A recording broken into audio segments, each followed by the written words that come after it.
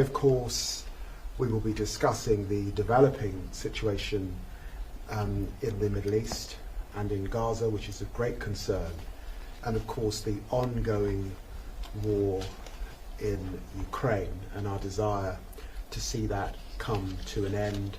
And I'm sure we'll be reflecting on other issues of global interest and concern. But welcome to my home here in the wonderful county of Kent. Thank you. It's good to be here. Well, thank you so much for having me, Mr. Foreign Secretary. It's good to see you all and good to see your team here. Well, it's one of the things that we're going to talk about. Obviously, the United Kingdom is going to make its decision. We have no plans to recognize a Palestinian state. I don't know what it would mean to really recognize a Palestinian state, given the lack of a functional government there. You know, what the president has made very clear is our two goals are very simple right now vis-a-vis the situation in Israel and Gaza. Number one, we want to make it so that Hamas cannot attack innocent Israeli civilians ever again, and we think that has to come through the eradication of Hamas. Second, the president has been very moved by these terrible images of the humanitarian crisis in Gaza, so we want to make sure that we solve that problem.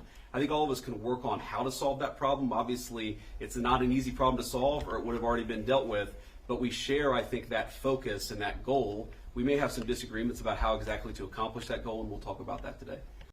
As you said, this is a very special relationship between our two countries, and I think me being here is just another part of that. So we've already, in the brief time that we've been here, my kids have fallen asleep on your floor.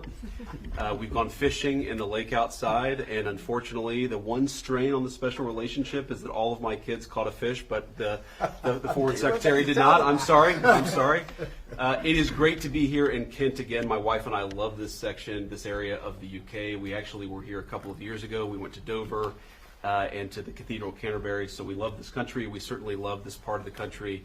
And so it's great to be here. What do you make of President Trump's comments last week about you the likely front runner in the 2028? I don't want to talk about lowly things like politics in this grand house. Come on.